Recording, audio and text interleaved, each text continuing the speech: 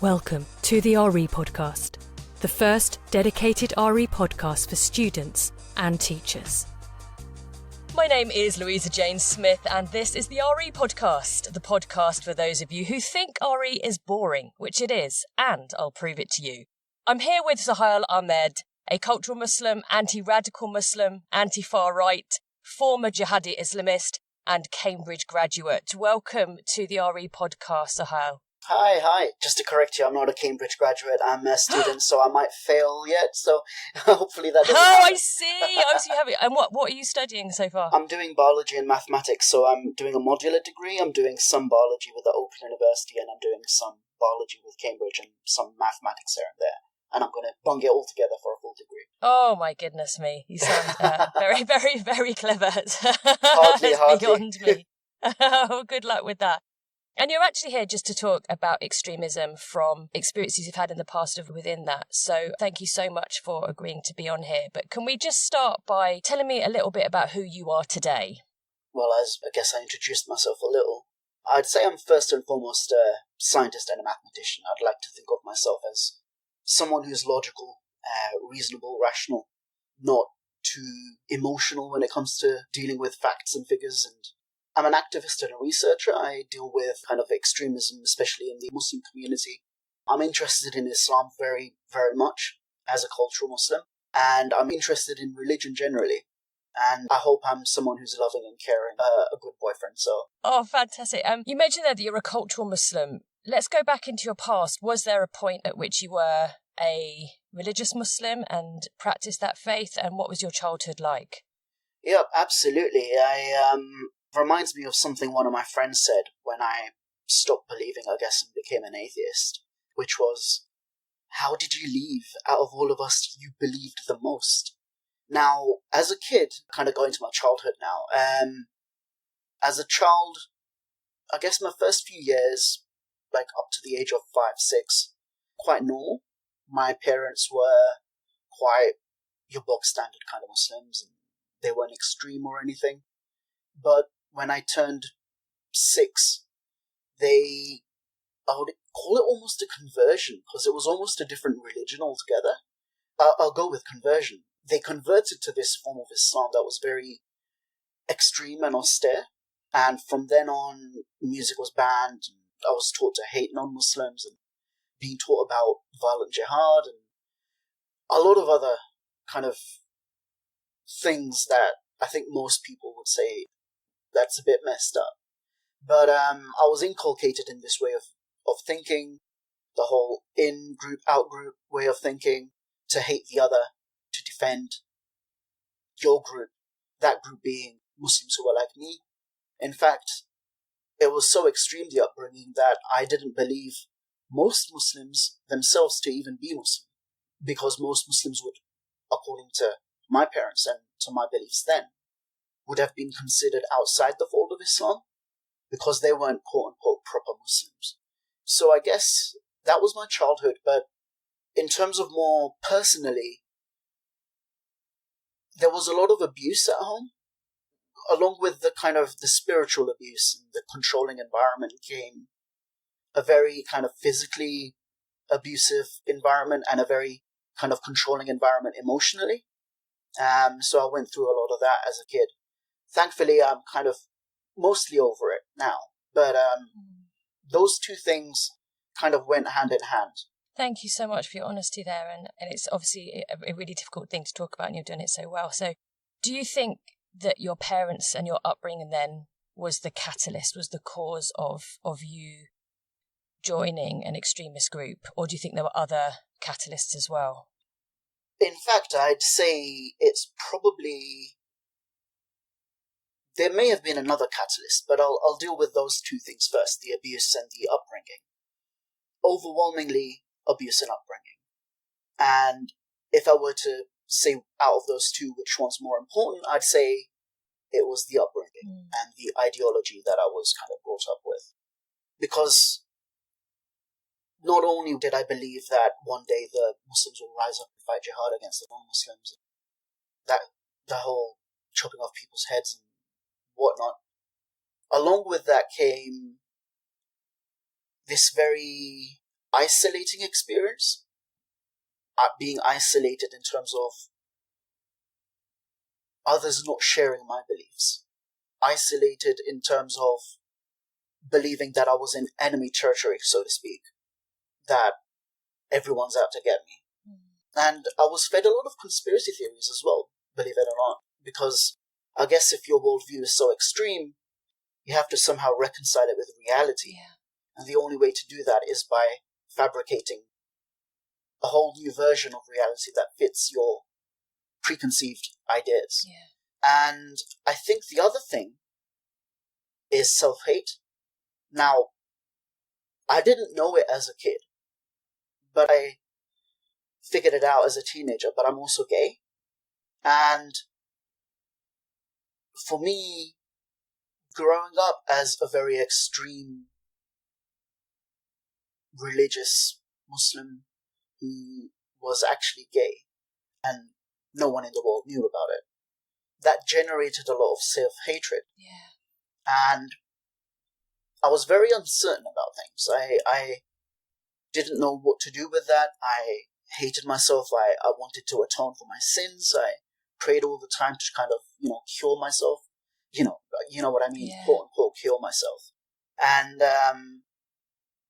so it was a lot of internalized hatred, which I believe then became externalized towards the whole world.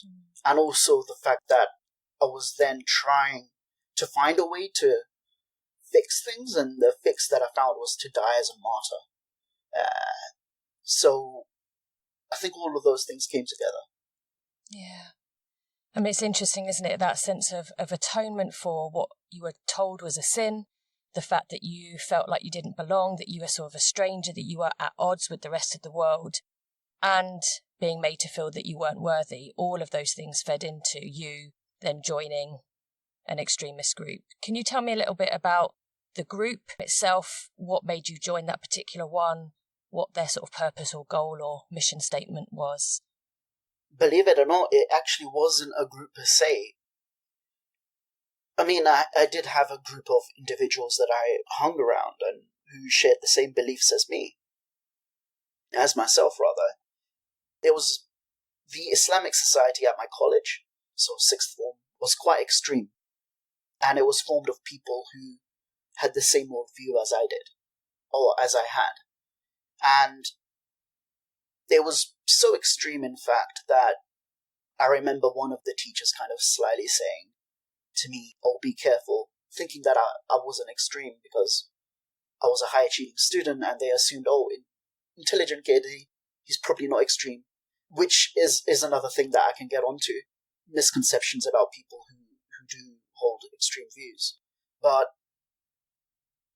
she said, "Be careful, they're keeping an eye on you," meaning referring to the authorities. And I went to a college where literally the maths A-level teacher said in one of the sermons in the Friday prayer that one day the Muslims will take over the White House. Just kind of insane stuff like that. And this was in the midst of the Iraq and Afghanistan wars. Now, regardless of what you think about that foreign policy decision, or those foreign policy decisions, the idea that those wars were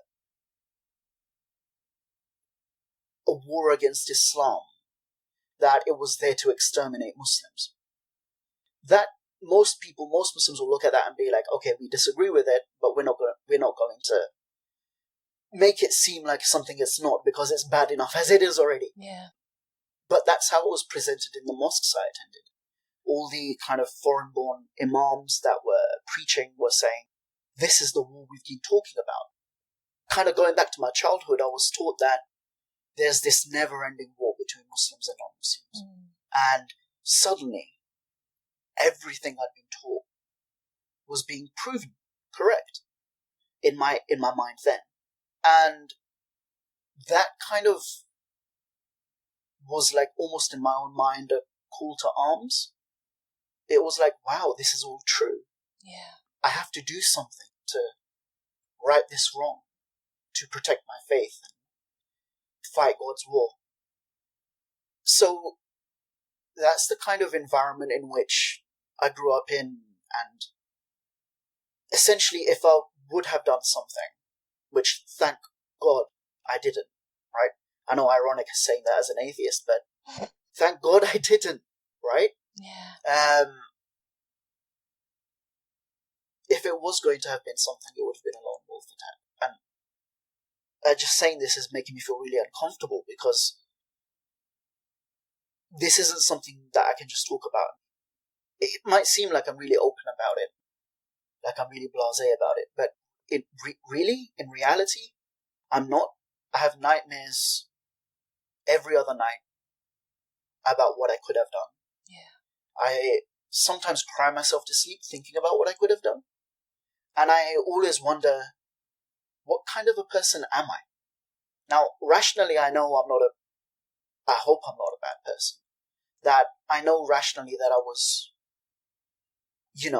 parents that taken advantage of a child and kind of brainwashed the kid into believing in X, Y, Z. But at the end of the day, I was seriously considering doing something so heinous that just talking about it feels so uncomfortable that I'm just kind of at a loss for words as to kind of describe that feeling.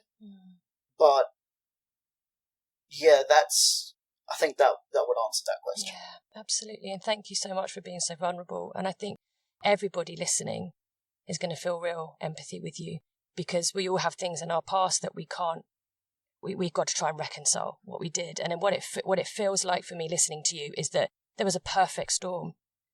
There was just a perfect storm of upbringing and of context, where people that should have protected you and should have looked after you and should have trusted you and should have sent you on the right way, on Sharia, on the right path, on the straight path, sent you down a very, very different one. That none of those things were in your control. And actually in the context of your upbringing, which was abusive, you then get that set against a political climate of a war on terror, which wasn't a war on terror. It was a war against a religion. It was a war against Islam. It was a war against people. So therefore that justified everything, and it seemed to make everything you've been told make sense. I think anybody would be vulnerable to that. And I want to come back to something that you said about misconceptions of people that are vulnerable to extremist ideas. What else would you like to say about that?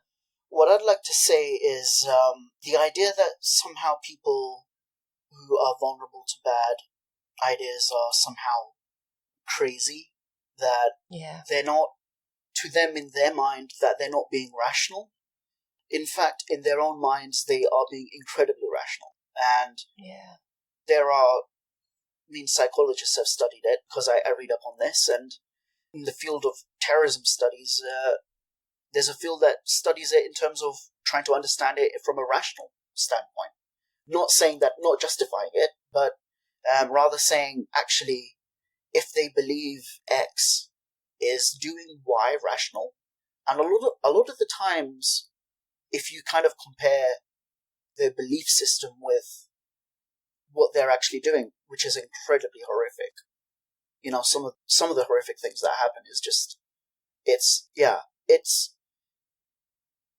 does make sense if you look at what they actually believe, assuming that what they believe is true, which obviously it's not.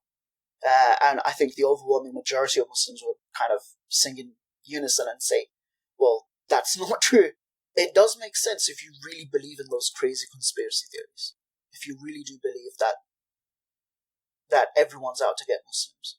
So it doesn't necessarily mean that just because one is an extremist, or even maybe someone's committed the crime of, engaging in terrorism, doesn't mean that they're necessarily stupid.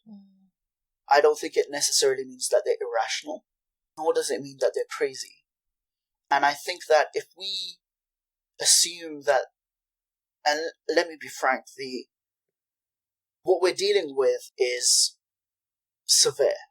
I don't want to overstate it, because we, as a society, I think we do sometimes overplay the whole responding to terrorism, and most of terrorism is just the whole fear factor that kind of comes after the actual violence. But if we are to engage with the whole idea of trying to tackle terrorism and extremism, then we have to take it seriously. And if we don't take the other side seriously, we assume that they're stupid, we assume they're crazy, we will never be able to defeat or to mitigate that ideology. Yeah. So what I'd say is, don't underestimate. So actually, if we recognise these irrational people, where what they're doing makes sense, then actually it equips us much better to actually deal with it. Exactly. Because we're not dealing with irrational people that are doing crazy things. Exactly. We're dealing with rational people. What do you think it is that attracts... I mean, is there a sort of a common thread of people that are susceptible to extremist views? Is it a poor upbringing, or is it just a perfect storm of situations? And is there something that will attract people to extremist groups? That's an interesting question, because one of the things that's repeated a lot by politicians in particular is that the cause of terrorism is poverty. And I used to believe that too. Yeah. Because I came from a quite a poor background. But actually, when a number of studies were done, and they actually found that poverty, there wasn't much evidence to kind of link poverty with terrorism and extremism, but rather it's more to do with things that are more kind of base level. Living in an uncertain world, wanting certainty. If you want certainty in terms of what you should think, what you should believe, what you should wear, what you should do, how you should act, how you should view others, then joining a very extreme group is the perfect prescription. Yeah. Because you gain complete certainty, right? Yeah. It's like joining a cult. Everything you do is just laid out for you. You don't even think for yourself. Everything is just so sure. You're sure of everything. But the other thing is that people that need an identity, we all need identity. We all do. Yeah. I think identity is incredibly important. But in those who feel unmoored, say for instance, second generation immigrant, or I don't like that term, but rather someone whose parents were immigrants, and someone who's living in modern day Britain and doesn't really identify much with British identity and culture, nor do they identify much with their parents' culture. This kind of need to seek something, to have something there to identify with, to say, this is me, this is who I am, and to kind of gain meaning and seek purpose in that identity. That's where a lot of the extremist groups will come in and say, you know what, you want a purpose, you want meaning, we'll give it to you. Join us. And then that identity, that group identity, goes to such an extreme that a lot of the time you will get, for instance, a lot of people will wonder, why do suicide attacks happen? That's so insane. Why would someone kill themselves, right, in an attack? Yeah.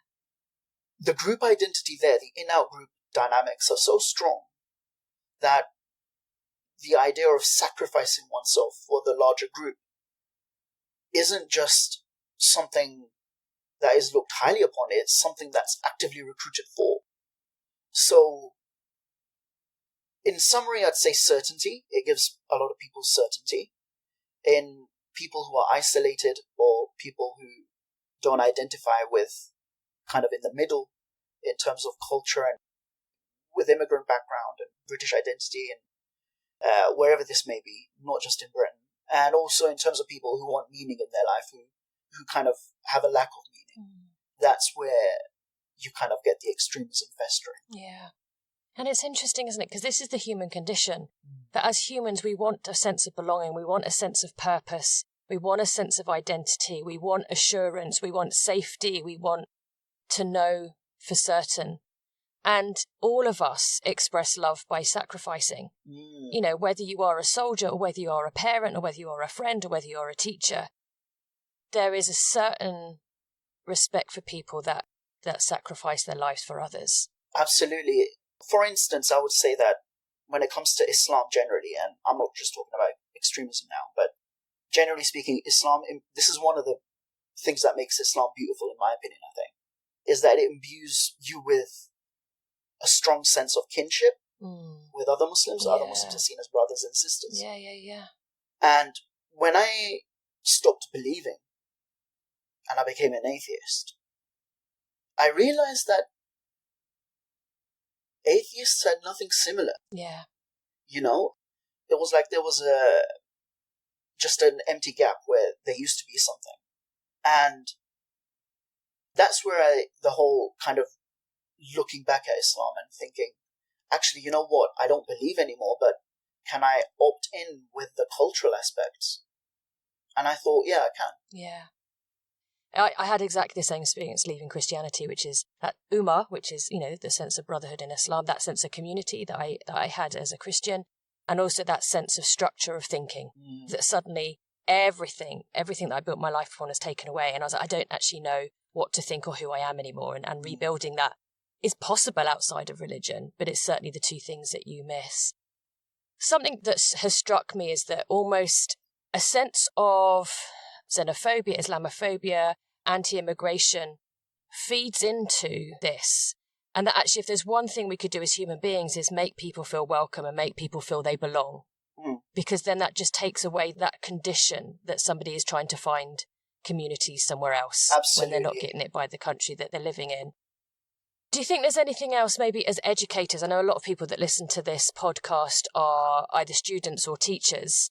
Is there anything we can do as educators to empower young people to disengage from extremist ideas? Yes, absolutely. There's a lot. Thinking back to my own childhood and my own school upbringing, there were a lot of missed opportunities. The main thing I would say is that we need to start teaching kids, our kids, as not just kind of giving them information to regurgitate in an exam, but rather giving them, and I know it's easy to say critical thinking. Everyone's taught critical thinking, but what does that actually mean? The way I understand that is the way I learned critical thinking for myself was by looking at the smartest people who had ever existed in human history and looked at their works and thoughts and writings on tackling the hardest, most difficult questions, the biggest questions. Does God exist? What's right and wrong? What is morality? Is morality real? Those kinds of questions. And I think those would fall broadly under philosophy. And I'm not arguing for a separate kind of class on philosophy. I'm saying philosophy should be weaved into every subject. Yeah. Every subject. There's philosophy of science. There's philosophy of mathematics. There's philosophy of religion. So it's interestingly, by the way, I was taught as a child that one thing that you can never study ever is philosophy. Okay. Because it was like inoculating me against the thing that would have made me question everything. Philosophy is just, just questioning things and equipping someone with the tools to think. Yeah. And the other thing I'd also say is don't be afraid to offend, especially as teachers. And I think what needs to happen is that teachers need more backing in terms of not going out of their way to offend, right? As educators, you have to be respectful. As humans, you have to be respectful. But also not be afraid to offend in the sense that if someone were to say, I don't know, the earth is flat, questioning them and saying, actually, I disagree. Yeah. I think the earth is a globe. Or if someone were to say, I don't believe in evolution, biological evolution. If you're a biology teacher, going to them, actually, you know what, I do think it is true. And not being afraid to offend people's sensibilities. Yeah. Because if we are too afraid to question and to kind of ask students to think for themselves, how will we ever have a chance in trying to stop kids from becoming radicalized? Because at the end of the day, the first victim of radicalization is the person who's radicalized. Yeah. And when it comes to kids, especially young kids, their minds are very malleable. It's just not fair for us to just look at kids and be like, you know what, I'm just going to do whatever's easiest for me and not do the right thing for them. And that's what I'd say to educators is, don't just do your job, like, go above and beyond. Obviously, all teachers, I'm not saying that teachers don't do that, but what I'm saying is that teachers need to sometimes go out on a limb, and even if it comes to the risk of offending, potentially offend, if it's the right thing to do, then it's the right thing to do. It's interesting just listening to you. I'm reminded of a quote by Gandhi that said, "Those who know how to think need no teachers." And I think that for me has informed my practice quite a lot, that I want to teach children how to think, not what to think. Absolutely. And if they know how to think, then they've got the tools to equip them to fight against any ideology that's going to be harmful to them or others. Absolutely. And actually to model critical thinking is that to challenge children when they say things, not in a way that belittles them and makes them feel silly for their views, but in a way that empowers them to really think about their views. Absolutely. And that is incredibly hard to do. And I think most of us, every single day, are doing this. And it's just a reminder to keep doing it, to keep getting kids to challenge and to empower them to think. I think you're absolutely right. This is a difficult question because I don't know if there is an easy answer to it, which is, are there signs that are obvious that we could look out for that someone is being radicalised? What I would say is, we've got a number of strategies and stuff, and I know that there's a lot of controversy around them. For instance, the prevent strategy, part of the prevent program, part of the contest strategy. I know a lot of educators and psychiatrists and mental health professionals are against it, but in fact, what I'd advise teachers and students is, what I'd say is this, as someone who kind of works in the field, you're not criminalizing. It's not like you're quote-unquote snaking on someone or grassing them up, as they say. This isn't a crime they've committed. This is trying to get someone help so that they don't go down the path of committing a crime. And it's not about crime. It's about lives. Honestly, this is beyond the law. This is about people's lives. And if not for the person's life themselves, it's the kid who's the first victim, right? It's your friend. It's your student who's the first victim. You need to reach out and help.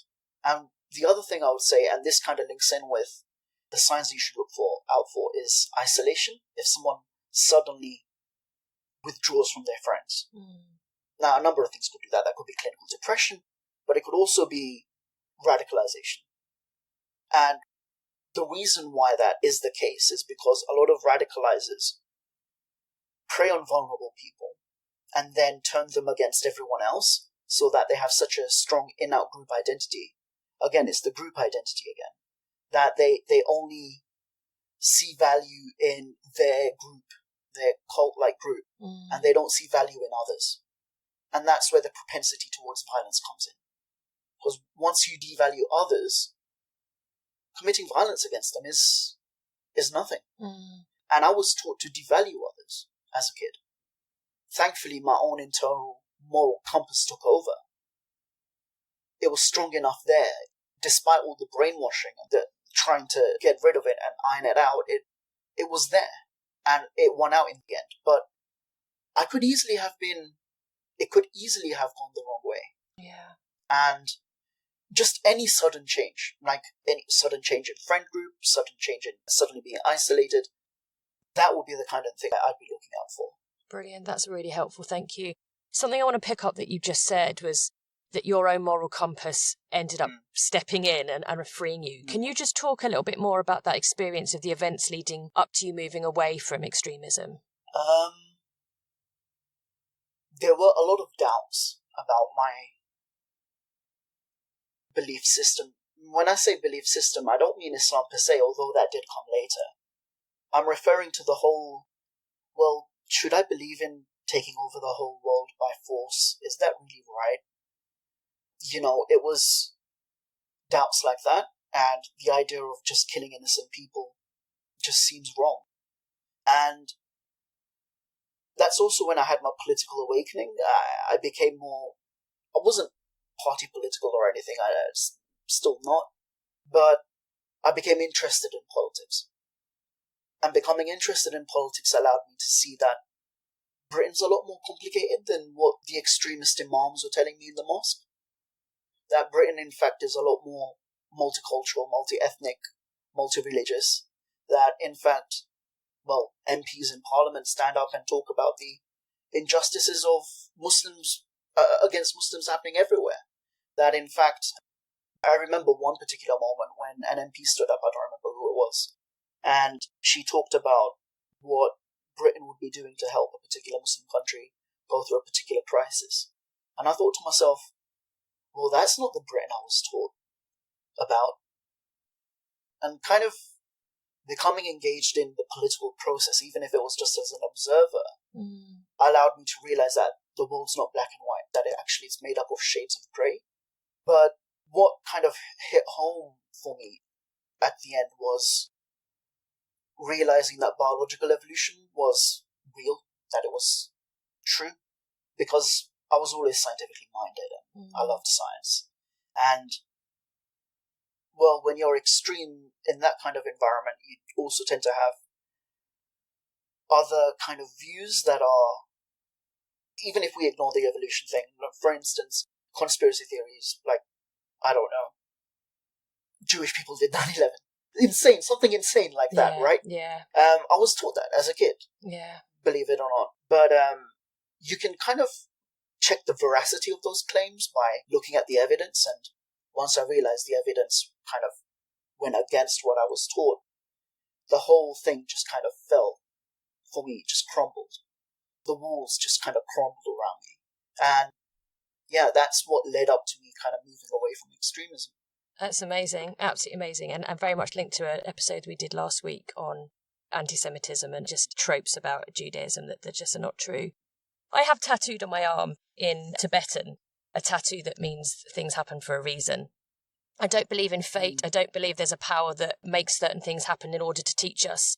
I do believe we can learn from every experience that we have. Absolutely. When you look back on your experience, what do you feel that you've learnt?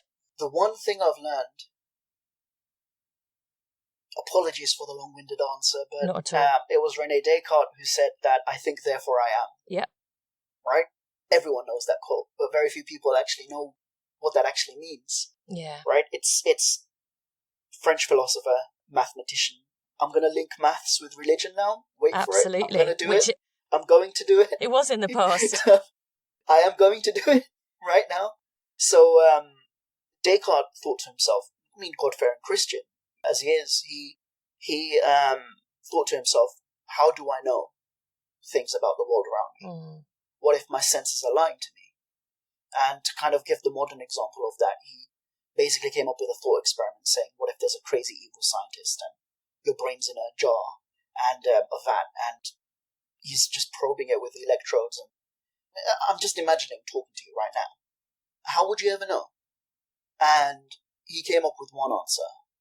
I think, therefore I am. He said, even if I can't trust any of my sensory information, if I can't trust any of my senses, the one thing I know for sure is the fact that I'm a thinking thing and that therefore I exist. Yeah. That, for me, when I came across that, encapsulates, summarizes my everything I learned, which was kind of tearing away so much of what I'd learned.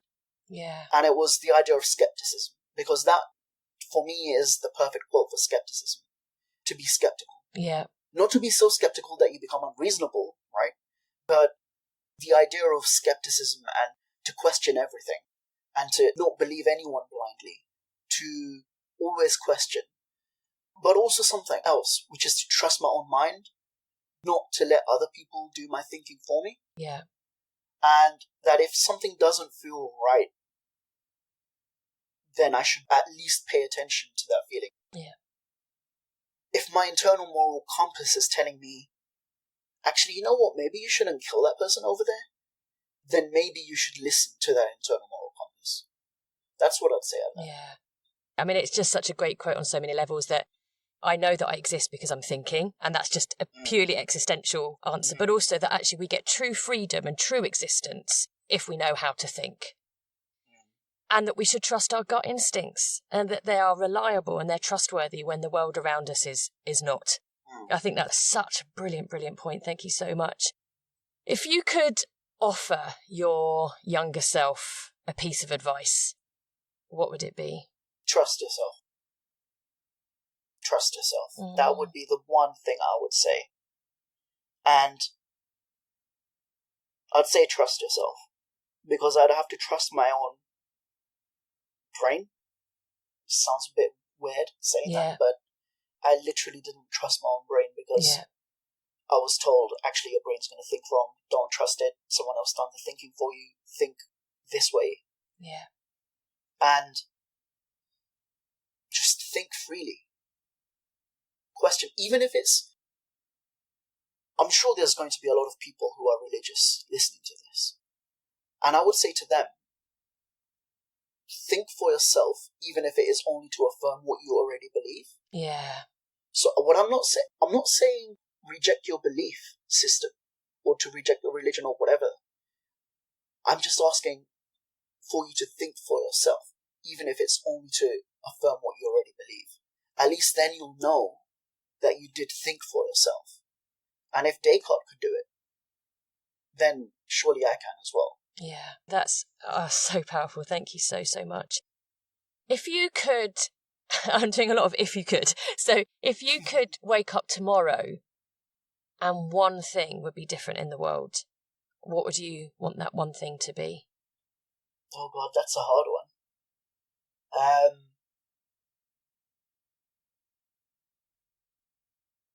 The one thing I'd want to be different is for everyone to have,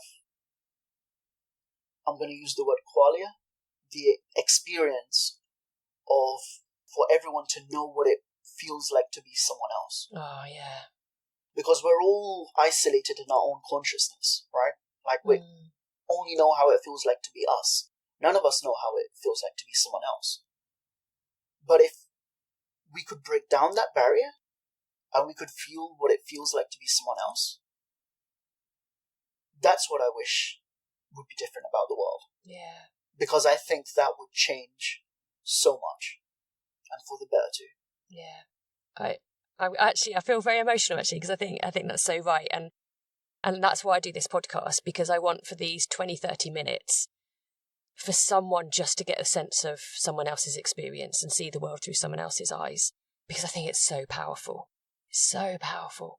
It is. And it breeds so much good and empathy and love and respect and connection and all those things that makes it wonderful to be alive. So, yeah, thank you so much. Thank you so much. No, you're very welcome. Just as we close, is there anything else, sort of any other thoughts you'd like to leave our listeners with? Other thoughts. What I would say is, I'm going to contradict you. I don't think religious education is boring. I think it's incredibly fascinating. Thank you. I think that, it's, I'm just going to leave it with, we evolved, and I think religion evolved with us. And there's a reason for that. Religion is incredibly important. And I'm saying that as an atheist, so you bloody well listen to me. Yes, me too. No, religion's too important to society. It's too important to who we are as a human species. It's integral to us. And understanding religion and how it operates, and even if you're a student and you don't believe in any of it and you're just wondering, why am I learning this? You're understanding how the world works. You're understanding the social implications of something that plays out in the real world, that has historically played out, that is going to play out for eons to come. Because I don't think, despite what atheists like myself would like, I don't think religion's going to go away. Because it's too human. It's too us. And I'd say, take religious education perhaps a bit more seriously. Thank you. Sohail Ahmed, I cannot express how wonderful this chat has been, and I want to thank you for your grace and for your time and for your humility and your vulnerability. I don't think anyone listening to this is going to be the same person afterwards, so thank you very much. Oh, thank you. You're too kind. Thank you. My name is Louisa Jane Smith, and this has been the RE Podcast, the podcast for those of you who think it's boring, but it's not. We've just proved it. It's central to our future. Thank you for listening.